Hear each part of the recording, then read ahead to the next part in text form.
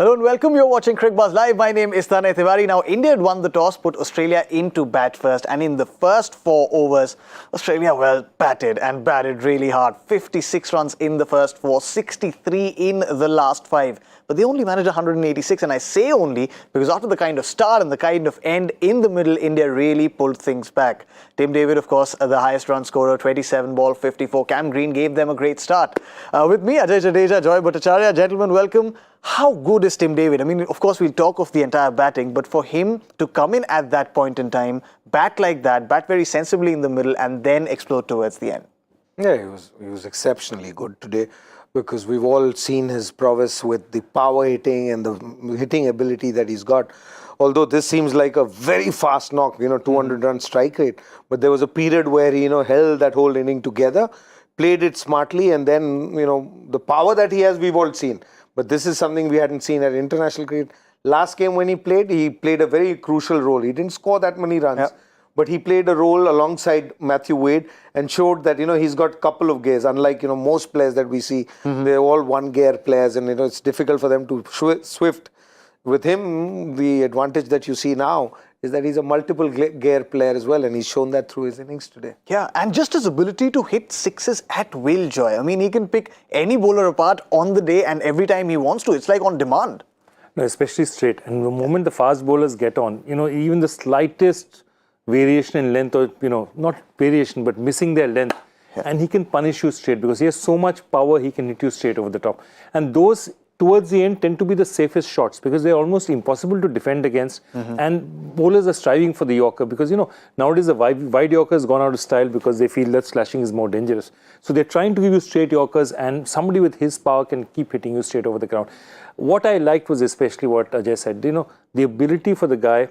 This 200 was scored probably at a strike rate of 350, 400 towards the end, and then strike rate of about 50 in the beginning. And that's the greatness of it. Wickets were tumbling, 6 wickets down. He knows he has to stabilize it for a bit. So he waits for those last 3-4 overs and then goes in the all-over-all assault. You have a look at that. 5 and 7.4 in the middle, and look at the two sides, in engineering, they call this a bathtub curve. Where, in the right, there's a huge thing in the beginning. There's huge in the end, and in the middle is a little bathtub that's there. So this is a bathtub curve. And Australia would be very relaxed in that bathtub if you have players who can start like that and finish like that. Of course, you've got to mention Daniel Sams there as well because he also came in very early. It's not his usual time of really arrival in the middle, and yet for him to bat sensibly, stitch that partnership with Tim David, that's very impressive. Yeah, pretty impressive. I mean, that's almost 5.5, almost 6 overs, 70 runs at that stage where you've lost 6 wickets. And I know they both have the ability, but it's still wickets down, so there's not much to come behind. So the strike rate's as good as if you were 2 down.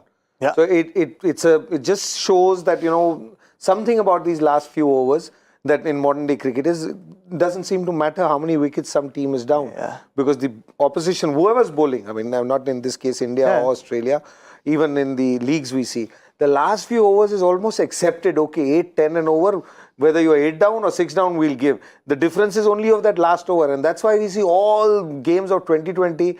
No matter what the score is, 160, 210, 190, it goes down to the last over. So that is something that I think both teams have decided to play in a certain way. And that's something we see day in and day out, which surprises me. And the teams that will do well in the World Cup will be the ones who will probably break this pattern somewhere, either while batting or while bowling.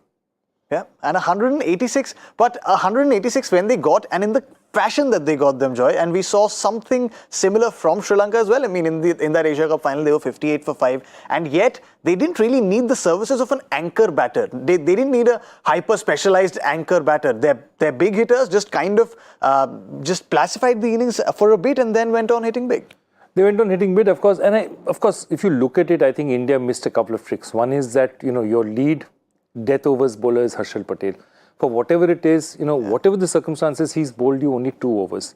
And the question you have to ask yourself is, if you take a look at that bowling, the extra over that you're looking at probably is that 18th over with Bhuvneshwar Kumar bowled, which went for 21 runs. So that was an expensive over, and at this point in time, Bhuvneshwar Kumar is not regarded as a great end overs bowler. So whether it was to test him out or, what the reasons were, that 18th over, if Harshal Patel had come in, perhaps he could have done a bit better. So they'd be looking at that and saying, that could have made a difference of at least 5 to 10 runs in the analysis. But interesting, otherwise the spinners got it back. Hardik bowled well. It was just that one phase towards the end where the match suddenly again got out of control. Yeah. AJ, but how good is Akshar Patel? I mean, he's enjoying his time out there in the limelight. And how this series, throughout this series, I mean, look at this, 3 games, 10 wickets, 8 wickets, 10 overs. That kind of economy. Today we saw he did drop a catch of Steve Smith, but then kind of made up for it with that run out.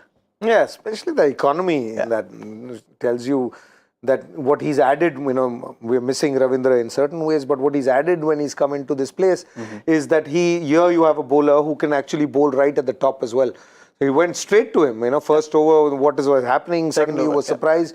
So the captain goes straight to Akshar and, he tries and pulls it back.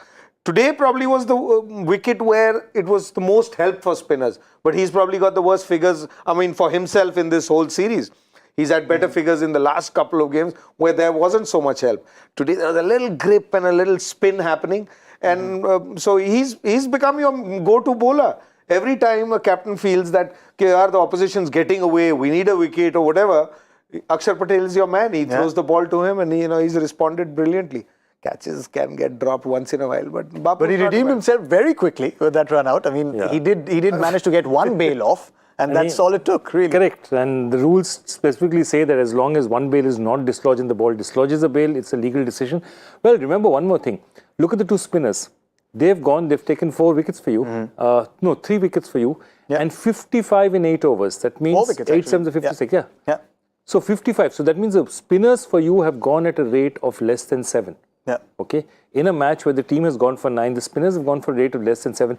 Today was a kind of pitch where Chahal was also feeling much more comfortable. Slightly larger ground on the sides. He felt he had a little bit of this. And he was looking like the kind of Chahal that we are being used to seeing. So that would be a huge relief for India. 4, 22, 1. Those are great stats for him. But AJ, does that mean they'll have to be very off and play Adam Zampa differently now with the kind of bite there is on the track? And we've seen he can also turn the ball quite a fair bit. Absolutely. I think if there's help for spin, he'd come into play. He somehow has a great record against Virat Kohli. Yeah. I mean, Virat Kohli seemed to have got out to him so many times. So that always plays on your mind. And most times that Virat Kohli's got out to him is not when the ball spun. Yeah. Actually, it's the straight one or the one that's gone, through the line. This is a wicket where it might stop and turn. So, it plays doubly on your mind. So, if you have a bowler that you're struggling against, so I'd be looking out for that battle. I think today's battle, this match from where we are and goes, it'll be between Zampa and Virat Kohli. If Virat Kohli can overcome that thing, because to get to this total, you will need one of these top guys to have a solid innings alongside. So, it is Zampa versus Virat Kohli today, and today he has an edge also. I think this wicket is not as easy as what we've seen recently around, in the other 2 games. Yeah. You'd say an above par total now with the decider, the context of it being that it's a decider and the way the pitch has behaved? Yes. I mean, this is, it's in that same range in 180, but condition-wise, 180 is a range where it's a flat track. This isn't a flat track. I think they've played brilliantly. They've, had a good game. The Australians here, they've managed to use every opportunity. See, when you bat first, you have advantages as well. Now that we know that it's going to turn, it's going to go grape a little bit, you might chase this total differently. But when they batted first, they figured that out pretty quickly. They went all gung-ho right at the top. So they got that big start when the field was in. And then you had no choice. The wicket wasn't allowing you to take as many singles. Plus, these players don't enjoy taking singles as much as, they like hitting 4s and 6s. And then at the end, then 5 overs 50 is not a problem, no matter what the wicket is. Because the bowlers don't use the wicket anymore. No? Yeah. It's all in the air. So that changes again.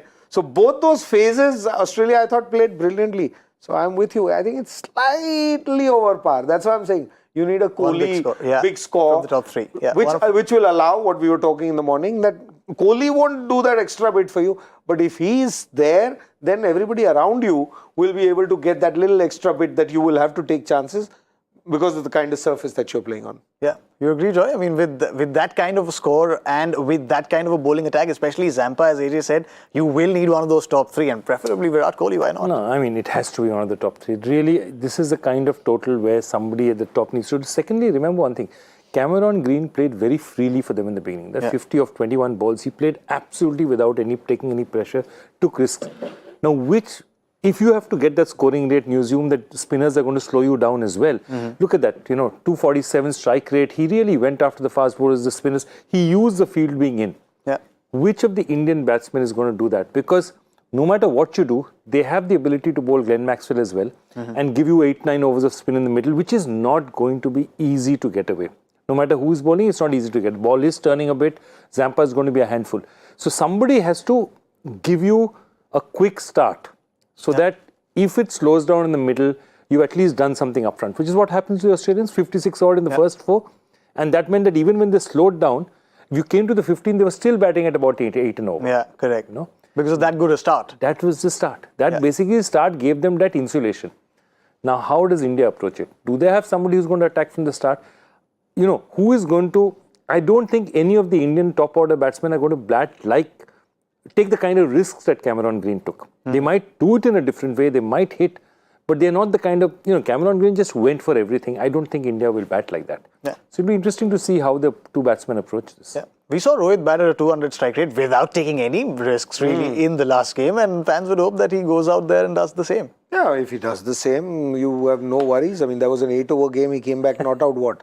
45. 45. Yeah. So if he's 45 not out at over number 8, you will sail through this one as well. I think Australia did it in a different way. India will do it. If they do it, they'll do it in a different style. They were 62 in the first 6 overs? Yeah. So I think even if you're... But they were 2 down, and the 2 down that they were, what you have to understand is that Aaron Finch was down and... Cameron Green. These are 2 guys that they don't actually rely on at this moment. Aaron Finch is captain, I understand, but he's out of form.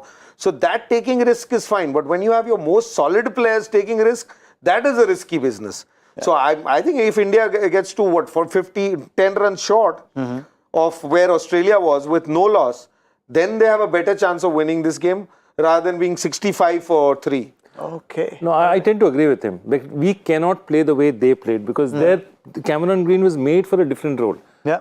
Cameron Green would play very much like, say, a Surya Kumar plays for us. Yeah. But Surya Kumar will start taking risks of the first ball. Whereas in this situation, you don't want any of your top 3 to take those kind of chances. You're hoping that they'll find balls that they can hit and make that themselves because they are really good batsmen. They're really, class batsmen. So is 50 for no loss your power play prediction as well? You're the defending champion. Actually, we are the joint defending champions. I took one number from you and you went back to your old number and felt right there in between, 186. I think I would take 50 or 55, but not 2 wickets. Sir. If there are 2 wickets, then it's trouble. So 55 for 0 is what you're saying? Oh, I'll take 52 for 0 if you give me. 52 for 0 it is then. 52, 47. 55. Okay. I'm staying close. It's working today for me.